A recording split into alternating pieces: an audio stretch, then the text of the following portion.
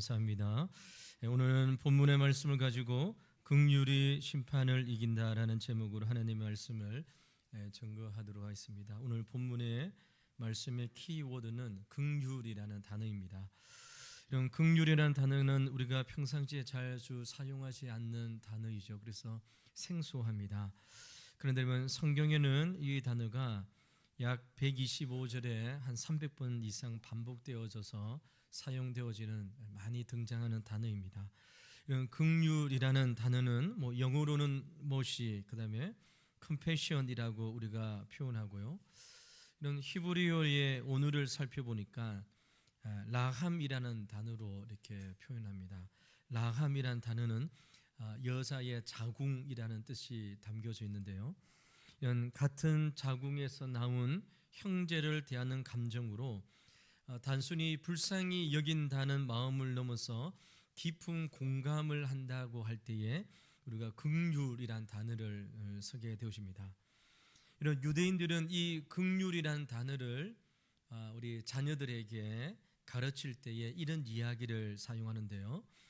성경에는 나와 있지 않지만 우리가 유대인들이 자녀들을 교육할 때 이런 이야기를 합니다.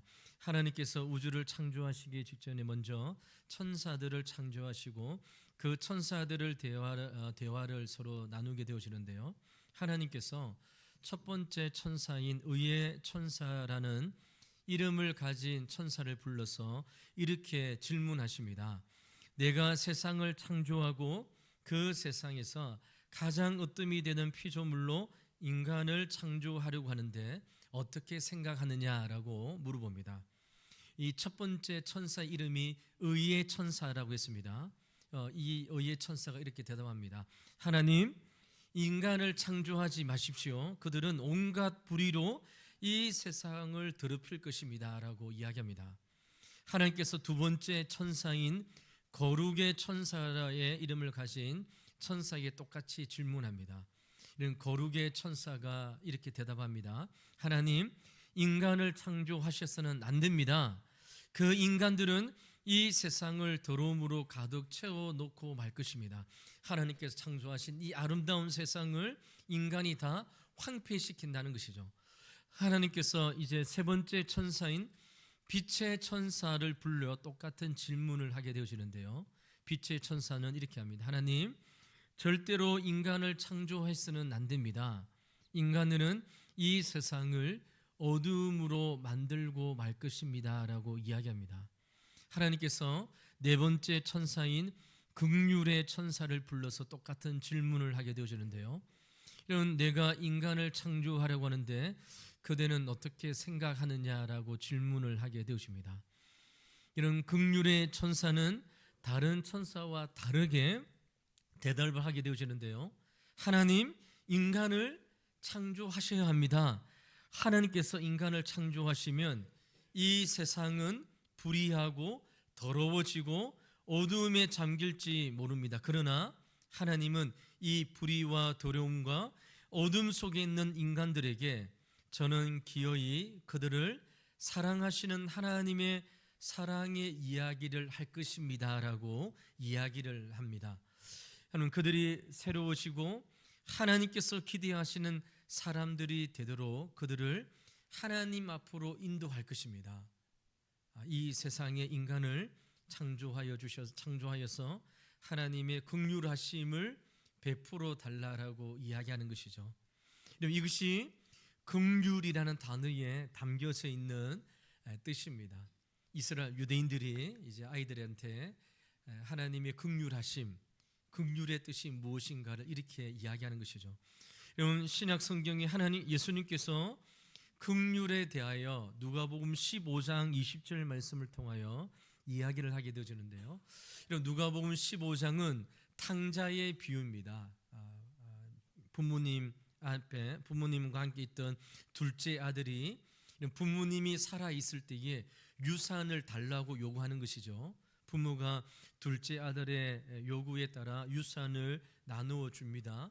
그 유산을 가진 둘째 아들이 다른 도시에 가서 탕진하고 짐승과 같은 삶을 살다가 이제 아버지께로 돌아오게 되어지는 일들이 우리가 알고 있는 탕자의 비유의 내용이잖아요. 그가 둘째 아들이 마을 어귀에 도착했을 때에 아버지는 아들을 향해 전력으로 달려와서 그를 끌어안고 맞이하는 내용이 거기에 기록되어져 있습니다. 이 아버지의 행동을 단순히 아들이 보고 싶어서 달려갔다라고 하는 생각에 그 이상의 뜻이 있는데요. 이런 신명기 21장 20절에서 21절 말씀에 보면 이렇게 기록하고 있습니다. 패역한 아들은 성읍의 모든 사람들이 돌로 쳐 죽이라는 율법이 있습니다. 그러니까 동네에 마을에 부모님을 섬기지 않고 패역한 아들이 있을 때에 동네 사람들이 그 아이들을 돌로 잡아서 죽여도 율법에 위배되지 않는 그러한 일들이 기록되어져 있는 것이죠. 이런 부자의 둘째 아들은 부모님이 살아있을 때에 유산을 요구한 것입니다. 이것은 부모를 어떻게 대우한다는 것이죠. 부모님이 살아있는데 유산을 달라고 하는 것은 부모님을 죽은 자처럼 대우한다는 것이잖아요. 패역한 아들입니다. 이 아들이 돈을 가지고 탕진하고 여러분 짐승같이 살다가 다시 부모님 앞에 돌아올 때에 부모님이 그의 아버지가 여러분 그 아들을 달려가서 그를 끌어안고 맞이하게 되어지는 것이죠. 이런 만약 돌아오는 둘째 아들이 아버지 외에 다른 사람에게 먼저 발각되면 어떻게 될까요? 신명기 21장 20절 말씀처럼 돌을 잡아서 던져서 죽여도 율법에 의해서 하나의 죄가 되지 않는 것이죠. 그런데 여러분 아버지는 동네 다른 사람이 그 아들을 먼저 발견하기 전에 아들을 향하여 전력으로 달려와서 그를 끌어안고 맞이하게 되어지는 것이죠. 여러분 이것을 가르쳐서 예수님께서 긍휼하에 대한 이야기를 하게 되어지는 것이죠. 아버지의 긍휼하심을 통하여 아들을 살렸다는 것입니다. 여러분 이 두 가지 이야기가 주는 교훈이 무엇입니까? 하나님의 긍휼하심, 하나님께서 우리를 불쌍히 여겨주심이 사람을 심판하는 가운데에 건져주신다는 사실을 우리에게 말씀하고 있는 것이죠. 여러분 오늘 본문 10절과 11절 말씀을 먼저 한번 보시기 바랍니다. 야고보는 우리에게 먼저 이렇게 말씀합니다. 누구든지 온 율법을 지키다가 그 하나를 범하면 모두 범한 자가 되나니 간음하지 말라 하신 이가 또한 살인하지 말라 하셨은즉 내가 비록 간음하지 아니하여도 살인하면 율법을 범한 자가 되느니라 라고 말씀합니다.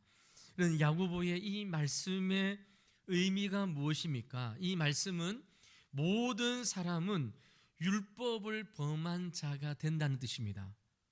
율법은 99점이나 0점을 따지지 않는다는 것이죠. 율법은 100점이냐 완벽히 지켰을 때만 율법을 지킨 것으로 간주한다는 것이죠.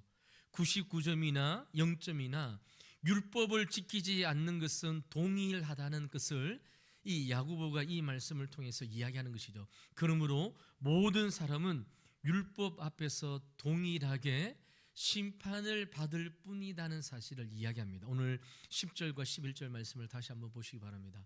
누구든지 온 율법을 지키다가 그 하나를 범하면 모두 범한 자가 되나니 간음하지 말라는 이가 또한 살인하지 말라 하셨은즉 내가 비록 간음하지 아니하여도 살인하면 율법을 범한 자가 되느니라 라고 말씀합니다. 누구든지 율법 앞에 서면 심판받을 자라는 사실을 깨닫게 되어지는 것이죠.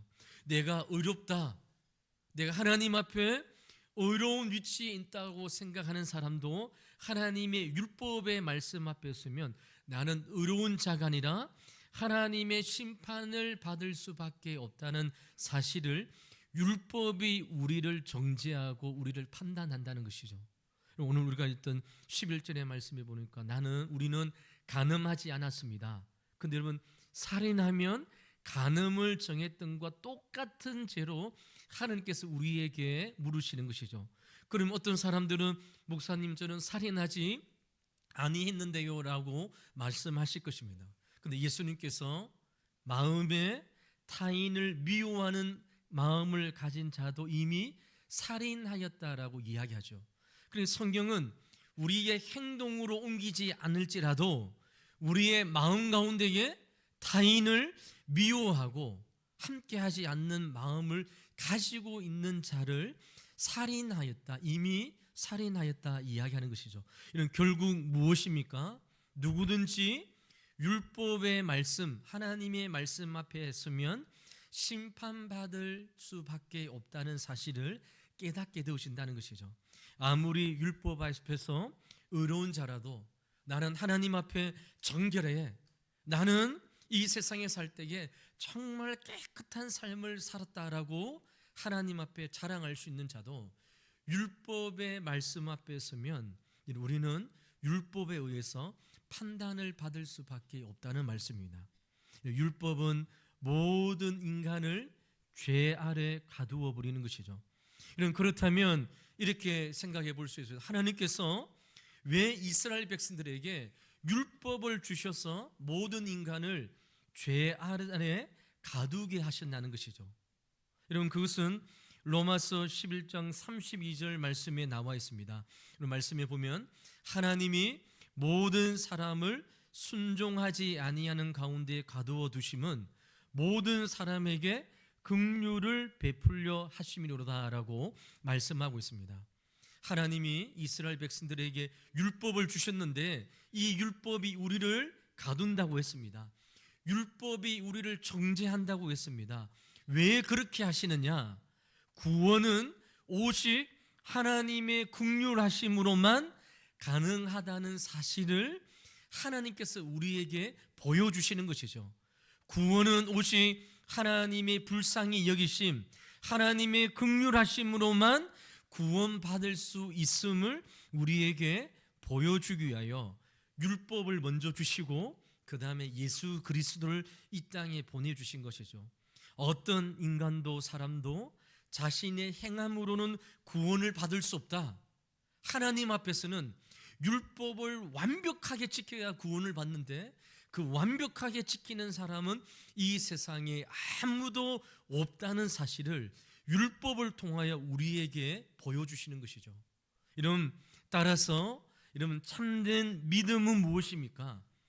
죄에 갇혀있는 나 자신을 바라보면서 하나님의 긍휼하심, 하나님께서 나를 불쌍히 여겨주시는 마음을 구하는 자가 참된 믿음을 소유한 자라고 우리가 말씀을 통해서 보게 되어지는 것이죠. 그래서 여러분, 구원받은 성도들은 오직 하나님 앞에 자랑할 것이 없는 것이죠. 왜 그렇습니까? 하나님께서 나를 구원하여 주신 이유가 내 편에 있는 것이 아니라 하나님께서 나를 불쌍히 여겨주시고 긍휼을 베풀어 주셔서 하나님께서 나를 구원해 주셨기 때문에 내가 하나님 앞에 자랑할 것이 없고 우리 주변의 사람들에게 나의 나됨을 자랑할 것이 없는 것이죠. 오직 하나님의 긍휼하심, 하나님이 나를 불쌍히 여겨주셔서 나를 자녀 삼아주시고 구원하여 주셨다는 하나님의 긍휼만 자랑하고 선포하는 자가 되어진다는 것이죠. 왜 그렇습니까? 나는 자랑할 것이 없기 때문입니다. 그렇기 때문에 야고보는 오늘 본문 12절 말씀을 통하여 이렇게 이야기합니다. 너희는 자유의 율법대로 심판받을 자처럼 말도 하고 행하기도 하라라고 말씀하고 있습니다. 이 말씀이 한 문장인데 굉장히 어려운 문장이죠. 너희는 자유의 율법대로 심판받을 자처럼 말도 하고 행하기도 하라는 것입니다. 여기에 자유의 율법이라는 말이 있습니다. 원래 여러분 우리가 앞에서 살펴보았던 것처럼 율법은 우리를 자유롭게 하는 것이 아니라고 했습니다. 율법은 우리를 매이는 것이고 율법은 우리를 속박시키는 것입니다. 해라, 하지 마라, 이 세상을 사랑하지 마라, 오직 하나님만 사랑하라. 율법은 우리를 구속하고 우리를 매이는 것이죠. 그런데 여러분, 오늘 우리가 읽었던 말씀에 자유의 율법이라고 이야기하는 것이죠. 더 이상 구원받은 저와 여러분에게 하나님의 말씀은 우리를 구속하고 우리를 자유롭게 하지 못하는 것이 아니라 자유로운 율법이라고 우리에게 말씀하고 있는 것입니다. 이것이 어떻게 가능해졌을까요? 예수님께서 이 땅에 오셔서 율법의 요구를 다 이루심으로 십자가에 못 박혀 죽으심으로 우리가 받아야 하는 죄의 형벌을 예수님께서 다 지셨다는 것입니다. 하나님이 보실 때에 하나님께서 율법을 지키지 못한 자를 하나님은 공의로우신 분이시기 때문에 벌을 내리셔야 됩니다.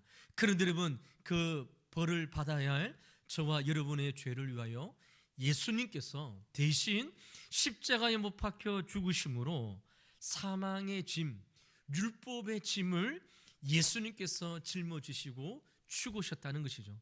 그러므로 저와 여러분에게는 하나님의 말씀이 우리를 구속하고 우리의 자유를 빼앗는 것이 아니라 자유의 율법이라고 우리에게 말씀하고 있는 것이죠.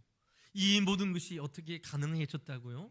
하나님의 긍휼하심, 하나님께서 우리를 불쌍히 여겨주심으로 예수 그리스도를 이 땅에 보내주셔서 죄악 가운데 있는 우리를 구원하여 주신 하나님의 긍휼하심, 하나님께서 우리를 값없이 사랑하여 주셨던 하나님의 사랑으로 말미암아 우리를 구원하여 주신 것이죠.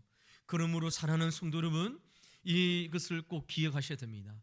예수님의 시대에 예수님으로부터 하나님으로부터 심판을 받은 자는 율법을 지키지 못한 사람이 심판을 받은 것이 아닙니다. 무엇입니까?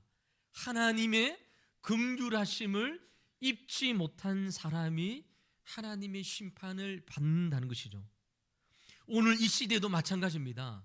하나님으로부터 구원받는 하나님의 백성이 되어지는 것은 우리가 율법을 지키거나 율법을 못 지키거나 이러한 것에 달려있는 것이 아니라 하나님의 긍휼하심을 경험하느냐, 십자가의 은혜를 경험하느냐, 십자가에 죽으셨던 2000년 전에 죽었던 예수님께서 내 죄를 위하여 십자가에 못 박혀 죽었다는 사실을 십자가를 통해서 경험하는 자가 하나님의 심판으로부터 건지심을 받는다는 사실을 우리는 기억해야 되는 것이죠. 하나님께서 나를 불쌍히 여겨주심, 하나님 앞에 자랑할 것이 없고 하나님 앞에 내세울 것이 없는 죄악으로 가득 찬 나를 하나님께서 무조건적으로 하나님께서 나를 용서하여 주신 그 은혜를 통하여 하나님의 심판으로부터 벗어날 수 있다는 사실을 야고보는 오늘 우리에게 말씀하고 있는 것이죠. 여러분, 우리가 성경을 통하여 하나님이 어떠한 분이신가에 대한 하나님의 말씀을 듣습니다. 여러분, 하나님이 어떠한 분이신가에 대할 때에 우리는 하나님은 공의로우신 분이다, 하나님은 사랑의 하나님이시다, 하나님은 긍휼의 하나님이시라는 사실을 우리가 배우게 되어지는데요. 출애굽기 34장 6절의 말씀에 보면 하나님께서 십계명을 주시고 모세에게 나타나셔서 내가 누구인지를 이야기합니다. 거기 보신 말씀에 보면 여호와로다 여호와로다 자비롭고 은혜롭고 노하기를 더디하시고 인자와 진실이 많은 하나님이시니라 라고 말씀하고 있습니다. 하나님이 어떠한 분이시라고요? 하나님은 인자하시고 진실하신 하나님이라고 하는 것이죠. 이런 시편 103편 8절 말씀에도 하나님이 어떠한 분이신가? 여호와는 자비로우시고 은혜로우시고 노하기를 더디하시고 인자하심이 풍부하시는 분이 바로 하나님이시라는 것이죠. 여기 자비는 하나님의 긍휼하심을 이야기하는 것입니다. 하나님은 우리를 긍휼히 여기시고 불쌍히 여겨주신다는 것이죠. 이런 사도 바울도 에베소서 2장 3절에서 4절 말씀을 통하여 하나님이 어떠한 분이신지를 우리에게 말씀하는데요. 이런 긍휼의 풍성하신 하나님이 우리를 사랑하신 그 큰 사랑으로 인하여 허물로 죽은 우리를 그리스도와 함께 살리셨도다라고 말씀하고 있습니다. 이런 긍휼은 하나님의 성품입니다. 하나님이 어떠한 분이신가? 하나님은 죄를 우리에게 율법대로 행하지 않으시고 우리를 용서하여 주시는 분이시죠. 그런데 여러분, 이런 말씀을 들을 때에 우리가 오해하지 말아야 됩니다. 하나님은 한편으로는 공의로우신 분입니다. 하나님은 정의로우신 분이라는 것이죠. 하나님이 정의롭다고 하시는 것은 하나님은 재판장이 되어서 죄를 범하는 사람을 율법의 말씀대로 처벌해야 됩니다. 하나님이 재판장이신데요, 하나님께서 죄를 지은 사람이 그냥 무조건적으로 너의 죄를 용서해 주겠다 이러면 하나님의 속성이 이제 충돌이 되어지는 것이죠. 하나님은 정의로우신 하나님이고 하나님은 긍휼의 하나님이십니다. 이 두 가지가 역사 가운데 우리에게 드러났습니다. 이 사건이 무엇입니까? 예수님께서 이 땅에 오셔서 십자가의 죽으심, 갈보리 언덕의 십자가의 사건을 통하여 하나님의 정의, 하나님의 긍휼하심이 우리 가운데에 드러난 사건이라는 것이죠. 예수님이 여러분 인간이 되어 이 땅에 오셨습니다. 십자가에 못 박혀 죽으신 것은 예수님의 죄 때문에 죽으신 것이 아니죠. 누구의 죄입니까? 저와 여러분의 죄를 위하여 십자가에 못 박혀 죽으셨습니다. 그래서 하나님은 하나님의 공의를 충족시켰습니다. 뿐만 아니라 십자가에 못 박혀 죽으셨던 주님의 죄로 인하여 저와 여러분의 죄를 용서하여 주셨습니다. 이것이 하나님의 긍휼하심입니다.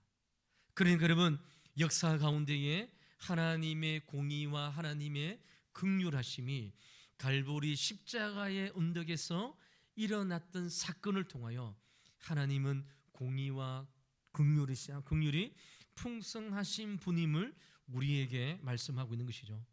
그렇다면 사랑하는 성도 여러분, 우리가 왜 긍휼히 여기는 자가 되어야 될까요? 여러분, 독일의 잔혹한 아우슈비츠 수용소의 생존자였던 디무르라는 사람이 있습니다. 유대인이겠죠. 여러분, 1961년도에 나치 히틀러 잔당들을 재판하는 그러한 재판이 열려지게 되어집니다. 전 세계가 이 재판에 관심을 또 이제 집중하게 되어집니다. 이때에 이런 아히만이라는 사람이 이제 재판정에 이제 나오게 되어집니다.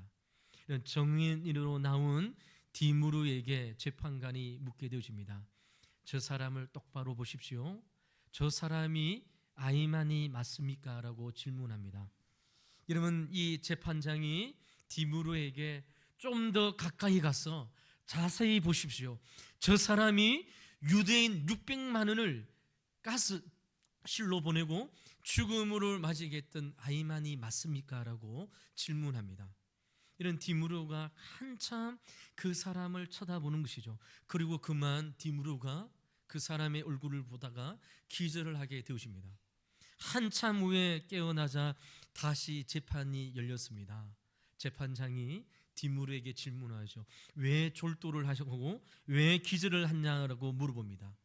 과거에 여러분 그 수용소에서 정말 악몽 같은 장면들이 다시 생각이 나서 기절을 했냐라고 물어봅니다. 그런데 여러분, 이 디무르가 무엇이라 대답합니까? 재판장님, 아닙니다. 내가 기절한 것은 저 사람을 쳐다보니 저 사람이 저렇게 평범한 사람이란 사실에 놀랐습니다라고 이야기합니다. 어떻게 저렇게 평범한 사람이 수많은 우리 유대인들을 가스실로 보내어서 죽게 했던 장본인이 될 수 있냐라고 충격을 받게 되어지는 것이죠. 이런 디무르라는 사람은 여러분 아히만을 생각할 때에 뭐 흉측하게 생기고 막 이렇게 생겼는지 생각을 했던 것 같습니다. 근데 여러분 너무나도 평범한 것이죠. 여기에서 우리가 아는 그 유명한 단어가 나오죠. 악의 평범성이라는 단어가 이 재판 가운데 나오게 되십니다. 악을 행하는 사람, 여러분 살인을 하는 사람, 여러분 이 세상에서 악한 일을 행하는 사람이 뭐 이상하게 생긴 사람이 아니라 우리와도 너무나도 똑같은 평범한 사람이라는 사실을 이 디무르가 이야기하는 것이죠. 그리고 난 다음에 이 아히만을 보고 난 이 디무르가 이렇게 이야기합니다. 저는 제 자신도 나도 아히만이 될 수 있다는 사실을 앞에 놀라서 기절했다고 이야기합니다.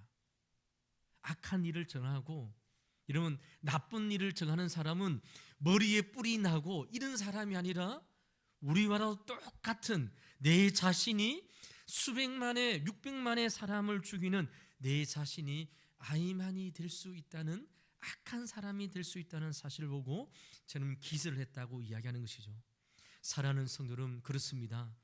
우리가 타인에 대하여 긍휼의 사람이 되어야 될 이유가 무엇입니까? 나도 하나님으로부터 하나님의 긍휼하심이 절대적으로 필요한 존재라는 사실이기 때문에 우리도 타인을 향하여 긍휼을 베풀 자가 되어야 한다는 것입니다. 우리 안에도 광기가 있습니다. 우리 안에도 타인을 미워하는 마음이 있습니다. 우리 안에도 절망이 있고 우리 안에도 불안이 있고 우리 안에도 죄가 있는 것이죠. 하나님의 용서가 없이는, 하나님의 불쌍히 여기심이 없이면 새로워질 수 없는 인생이 바로 저와 여러분의 삶이라는 것이죠. 주님의 은혜가 없다면 하나님의 나라를 바라볼 수 없는 어둠 속의 인생입니다. 나의 죄와 내 속에 있는 어둠을 인식하고 하나님의 긍휼하심, 하나님이 나를 불쌍히 여겨주시는 이러한 사실을 깨달을 때에 나도 타인을 향하여 긍휼을 베푸고 하나님의 사랑을 베푸고 하나님의 은혜를 베푸는 자가 될 수 있음을 성경은 오늘 우리에게 말씀하고 있는 것이죠. 이런 오늘 본문 13절 말씀을 한번 보시기 바랍니다. 야고보는 우리에게 긍휼히 여기는 자가 받을 복에 대하여 이렇게 말씀합니다. 긍휼을 행하지 아니하는 자에게는 긍휼 없는 심판이 있으리라. 긍휼은 심판을 이기고 자랑하느니라 라고 말씀하고 있습니다. 우리가 타인을 향하여 긍휼의 삶을 살지 아니하면 하나님께서 우리를 심판하실 때에 율법의 잣대로 심판하면 우리 모두 다 하나님의 형벌을 받을 수밖에 없다는 것이죠.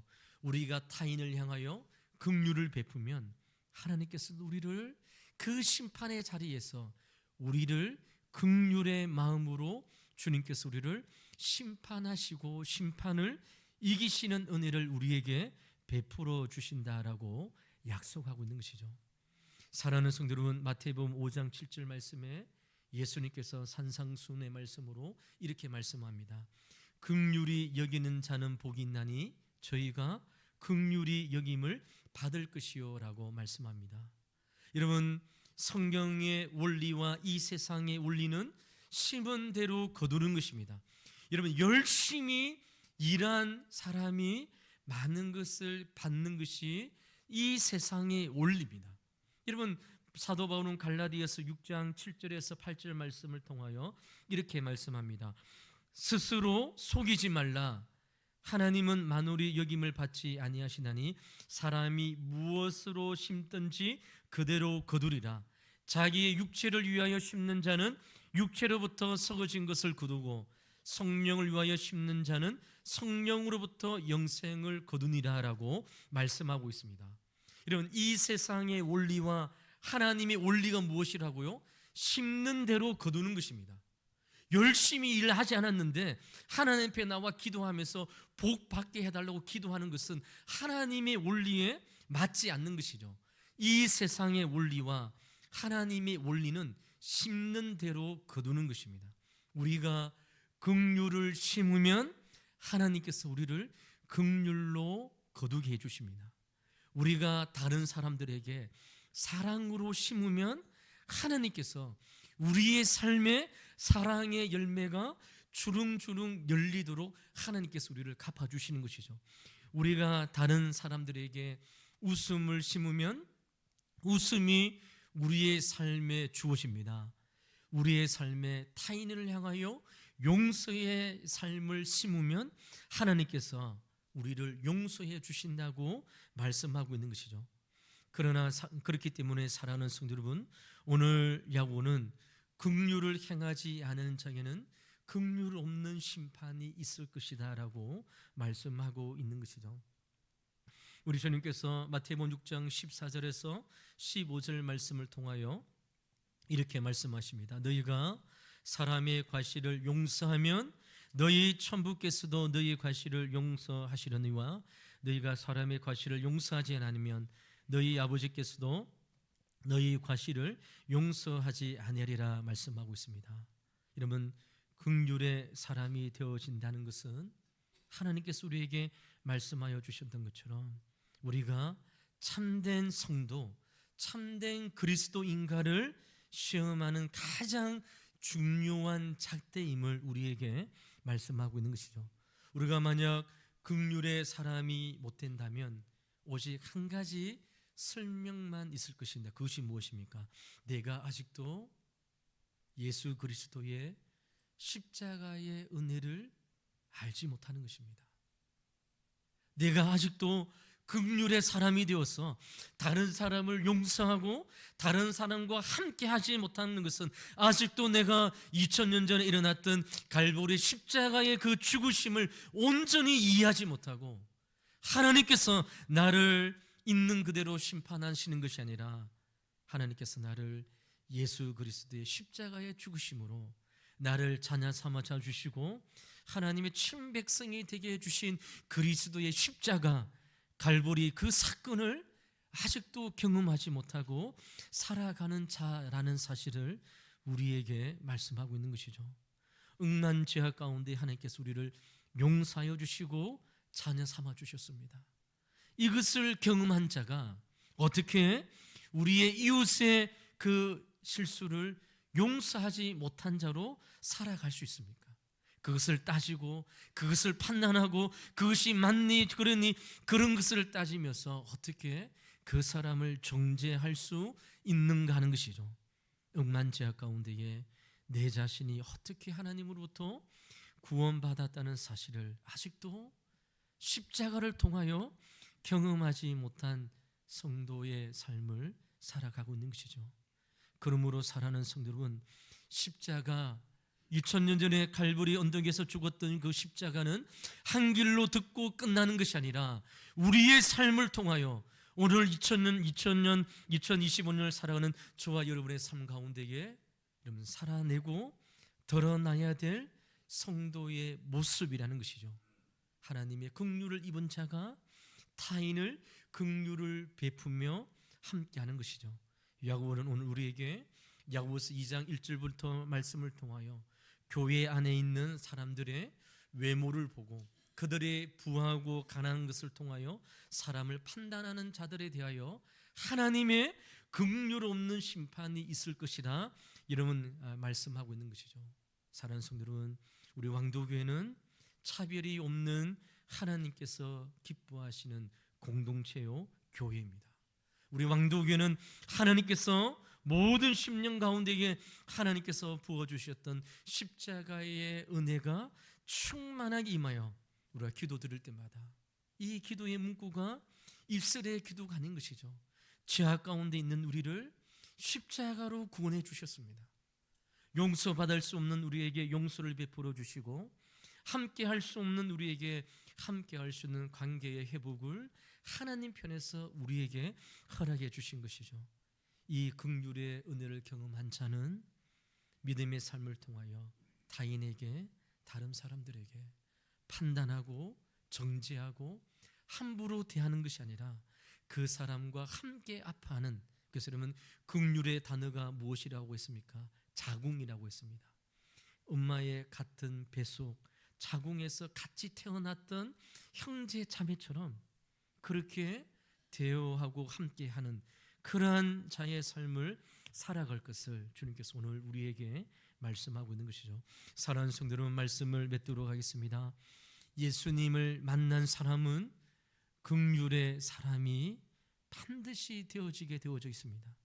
왜냐하면 나를 향한 그리스도의 긍휼이 나를 긍휼의 사람으로 변화시키는 강력한 능력이 이곳에 있기 때문입니다.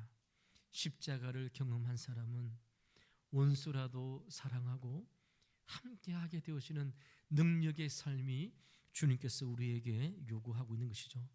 사랑하는 성도 여러분, 믿음의 삶을 살아갈 때에 하나님께서 우리에게 요구하신 것은 정의를 실천하고 공의를 실천하는 사람이 되라고 요구하지 않습니다. 긍휼의 사람이 되어라고 우리에게 요구하고 있는 것이죠. 이것이 하나님의 마음이다. 예수 그리스도의 마음이다. 이 마음을 가지고 믿음의 삶을 살아갈 때에 우리가 여러분 하나님의 은혜로 구원받았는데 우리가 여러분 다른 사람을 판단하고 정죄하고 옳고 그름을 가지는 기준의 삶을 살아가는 것은 결코 하나님께서 요구하지 않는다는 것이죠. 여러분, 사람이 살릴 수 있는 것은 무엇입니까? 판단하고 정죄하는 것을 통하여 여러분 사람을 살릴 수 있습니까? 결코 그렇지 않습니다. 긍휼의 사람이 되어 긍휼을 베풀 때에 그 사람이 살아나고 새 생명 가운데 살아가는 믿음의 역사가 일어난다는 것이죠. 우리 왕도교회 살아오는 성도 여러분, 오늘 이 말씀을 통하여 주님께서 우리에게 요구하신 것은 정의를 실천하고 판단하고 정죄하는 자가 아니라 긍휼을 베풀고 함께할 수 없는 자와 함께하고 하나님의 사랑을 나누고 그리스도의 은혜를 나누는 긍휼의 사람이 될 것을 오늘 우리에게 요구하시는 것이죠. 긍휼의 사람이 되어 긍휼의 영임을 받으시는 축복을 받을 뿐만 아니라 그 심판의 때 마지막 하나님의 그 심판의 때에 하나님 나를 불쌍히 여겨 주시옵소서. 하나님 긍휼히 베풀어 주시옵소서. 나도 이 세상에서 주님의 긍휼에 따라 이런 이웃에게 긍휼을 베푸고 믿음의 삶을 살다가 주님 앞에 섰음을 고백하며 주님 앞에 나가는 우리 왕도교의 모든 사랑하는 성도님들 되시기를 주의 이름으로 간절히 축원을 드립니다. 기도하겠습니다. 하나님 감사합니다. 주님 앞에 나올 수 없는 우리를 예수 그리스도의 십자가로 용서하여 주시고 우리를 자녀 삼아 주시니 감사합니다. 우리 마음속에 아이만과 같은 그러한 죄악이 있음에도 불구하고 하나님 우리를 용서하여 주시고 긍휼히 베풀어 주셔서 하나님의 친백성으로 오늘도 주님 앞에 나와 예배 드릴 수 있도록 우리의 발걸음을 인도하여 주시니 감사합니다. 하나님 오늘 말씀을 듣고 긍휼의 사람이 되기를 소망합니다. 주님 용서의 사람이 되어지고 주님 함께하는 믿음의 사람이 되어져서 하나님께서 요구하시는 믿음의 삶 살아가는 우리 왕도교의 모든 사랑하는 성도들 될 수 있도록 우리 하나님 축복하여 주시옵소서. 감사하며 살아계신 예수 그리스도 이름으로 간절히 기도하옵나이다. 아멘.